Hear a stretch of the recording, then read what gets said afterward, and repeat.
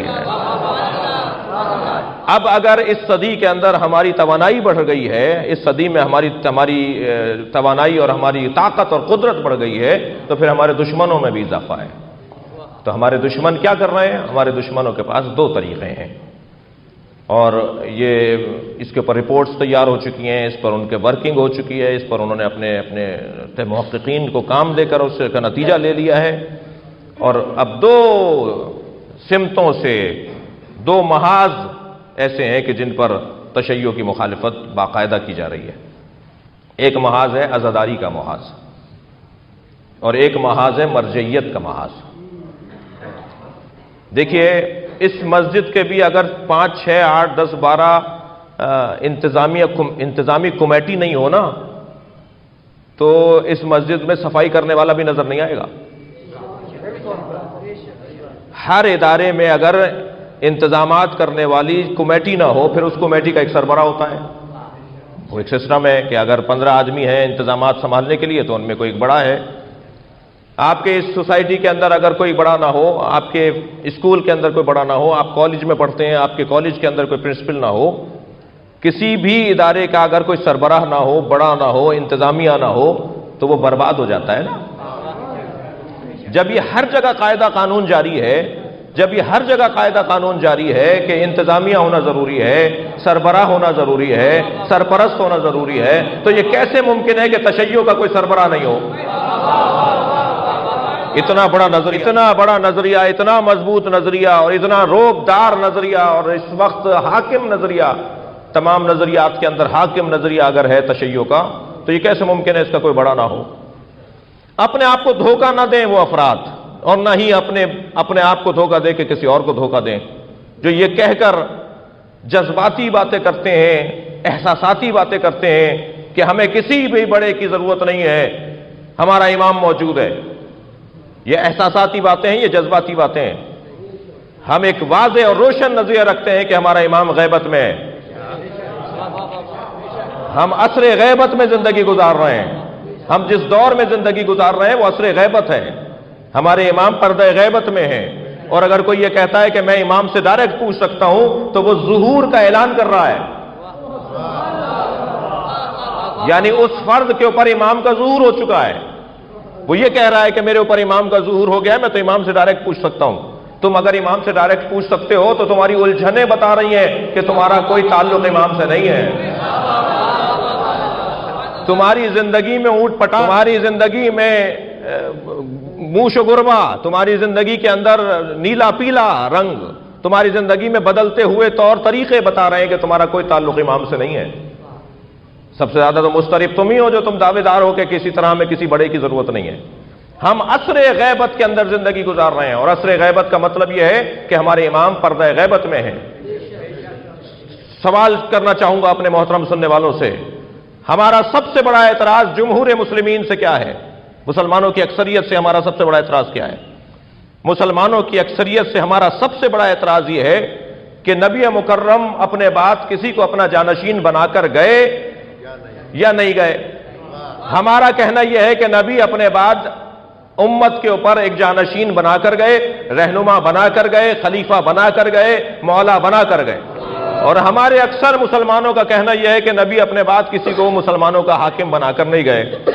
ہم نے اکثریت کو نہیں دیکھا، ہم نے تعداد کو نہیں دیکھا، ہم نے طاقت کو نہیں دیکھا، ہم نے ان کے پاس موجود وسائل کی پرواہ نہیں کی، ہم نے ان کے روب میں آئے بغیر ہم نے کہا نہیں، یہ غلط بات ہے، یہ معقول بات نہیں ہے، یہ عقل سے دور بات ہے کہ اگر مولانا جناب صادق صاحب اگر نماز جو یہاں پڑھاتے ہیں اگر 2 دن کے لیے کسی عزیز سے ملنے کے لیے لاہور چلے جائیں تو وہ بغیر بتائے چلے جائیں، بغیر کسی پیش نماز کو بٹھائے چلے جائیں، نمازیوں کی پرواہ کیے بغیر ایسے ہی چلے جائیں، تو ہم 2 رکعت کے نماز کے امام سے تو یہ توقع نہیں کرتے، اور جو پوری کائنات کا امام ہے وہ چھوڑ کر جا رہا ہے بغیر سرپرست کے، تو کسی کو چھوڑ کر گیا ہے، وہ عقل نہیں مانتی۔ جو باغ میں کام کر رہا ہوتا ہے نا، جو پارک میں لان میں کام کر رہا ہوتا ہے مالی، جو روزانہ پودوں کو پانی دیتا ہے، روزانہ پتے وتے چھاٹتا ہے، کاٹتا ہے اور سجاتا ہے، سنوارتا ہے اور کوڑا ہٹاتا ہے اور اس کو سنوارتا ہے، بناتا ہے، وہ اگر 5 دن کے لیے کہیں جاتا ہے تو کسی اور مالی کے حوالے کر کے جاتا ہے. ہسپتال کا ڈاکٹر اگر چھٹی پہ جاتا ہے تو کسی ڈاکٹر کے حوالے کر کے جاتا ہے. جی جج اگر کہیں جاتا ہے تو اپنی جگہ کسی کو بٹھا کے جاتا ہے کہ آئندہ آپ کیس سنیں گے. دنیا کا کوئی شعبہ ایسا نہیں ہے کہ وہ جائے اور اپنے بات کسی کو چھوڑ کر نہ جائے. مسلمان کہتے ہیں کہ پیغمبر کسی کو چھوڑ کر نہیں گئے. اب یہ مسلمانوں کی عقل پر رویا جائے یا ہنسا جائے؟ تو ہمارا کیا اعتراض ہے؟ ہم نے کہا نہیں، یہ معقول نہیں ہے.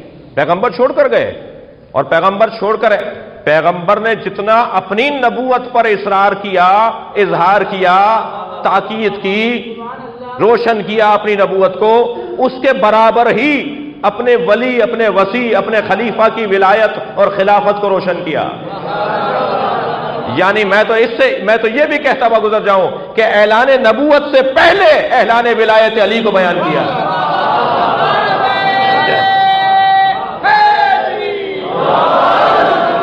دعوت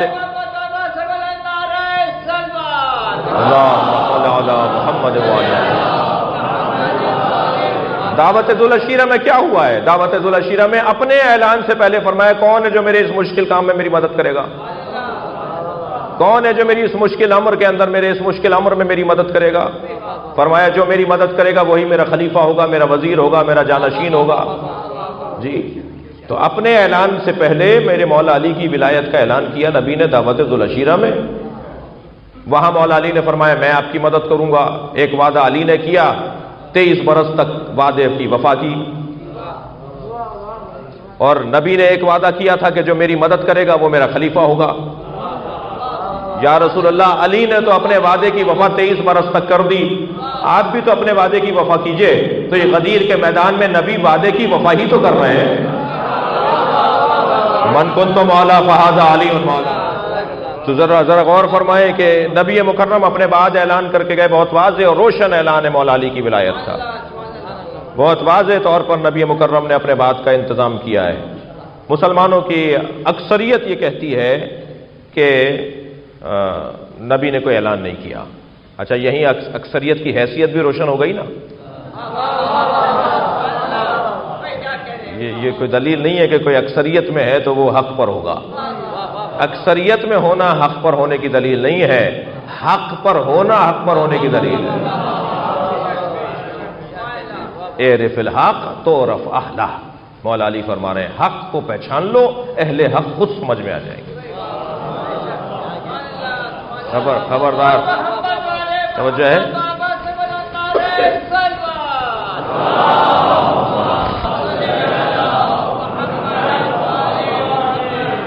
پیغمبر اکرم اپنے بعد اعلان کر کے گئے. میں آپ کو ایک زاویہ نگاہ سے روشناس کرا رہا ہوں اور سبق سنا رہا ہوں اپنے بزرگوں کے لیے، ان سے دعا چاہیے. میرے مولا جب غیبت میں جا رہے ہیں، میرے مولا امام مہدی جب غیبت میں جائے، صلوات پڑھ لیں ذرا مولا.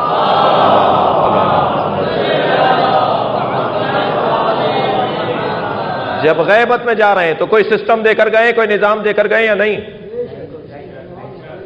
اگر امام وقت غیبت میں جاتے ہوئے پوری ملت کو کسی سسٹم کے حوالے، کسی نظام کے حوالے نہیں کر رہے ہیں، کسی کے حوالے اگر نہیں کر رہے ہیں، تو جو اعتراض آپ نے اہل سنت پر کیا ہے وہی اعتراض آپ پر بھی پلٹے گا. وہی اعتراض آپ ادھر اعتراض کر رہے ہیں کہ کسی کو چھوڑ کر نہیں گئے، کسی کو بڑا بنا کر نہیں گئے، کسی کے حوالے ہمیں نہیں کر کے گئے. آپ یہ کہہ رہے ہیں ادھر امام جب غیبت میں جا رہے ہیں تو کس کے حوالے کر کے جا رہے ہیں اتنی بڑی امت کو؟ اگر امام کسی کے حوالے نہیں کر کے جا رہے تو یہی اعتراض آپ پر بھی پلٹے گا. اور فرما رہے ہیں حضرات، ماننا پڑے گا کہ وہ پیغمبر اکرم بھی نظام کے حوالے کر کے گئے جس نظام کو نظام ولایت علی کہتے ہیں. اور جب امام غیبت میں جا رہے ہیں تو امام وقت بھی جس نظام کے حوالے ہمیں کر کے جا رہے ہیں اس نظام کو نظام مرجعیت کہا جاتا ہے. میں تو 2 اور 2 4 کی بات کر رہا ہوں، عقلی بات کر رہا ہوں. مجھے موٹی عقل کی بات کر رہا ہوں. مجھے جواب دیا جائے، مجھے بتایا جائے ممبر پہ نہ صحیح، ممبر سے اترنے کے بعد مجھے بتایا جائے کہ امام جب غیبت میں جا رہے ہیں. اگر کوئی یہ کہہ رہا ہے اپنے آپ کو دھوکہ دے رہا ہے، دوسروں کو دھوکہ دے رہا ہے کہ امام ہمارے زندہ ہیں، میں تو امام کی تقلید کرتا ہوں. امام کی تقلید نہیں ہوتی، امام کی بیعت ہوتی ہے. امام کی بیعت ہوتی ہے. تقلید ہر ایکسپرٹ کی ہوتی ہے, تقلید ہر ماہر کی ہوتی ہے. بھائی اگر ڈاکٹر بیٹھا ہے اور وہاں باقی لوگ بیٹھے ہوئے لوگ ڈاکٹر نہیں ہیں تو اس وقت میڈیکل کے باب میں, طبی دنیا میں اسی کی مانی جائے گی جو ڈاکٹر بیٹھا ہے. اگر بہت سارے لوگوں میں ایک انجینئر بیٹھا ہے اور مسئلہ ہے عمارت سے متعلق, مسئلہ ہے تعمیرات سے متعلق, مسئلہ ہے کسی تعمیری باب میں, تو اسی کی بات مانی جائے گی جو ایکسپرٹ ہے. توجہ ہے حضرات کی؟ ایکسپرٹ کی رائے یہ عقلی مسئلہ ہے. جو جس فیلڈ میں ایکسپرٹ ہوگا. بھائی حضرت آیت اللہ سیستانی ڈاکٹروں کی تقلید کرتے ہیں جب بیمار ہو جاتے ہیں, حضرت آیت اللہ خامنائی انجینئروں کی تقلید کرتے ہیں جب انہیں کوئی مدرسہ بنانا ہوتا ہے. جی اسی طرح جب دین کا مسئلہ کوئی سامنے آئے گا تو اس ڈاکٹر کو, اس انجینئر کو دین کے عالم کی تقلید کرنا پڑے گی.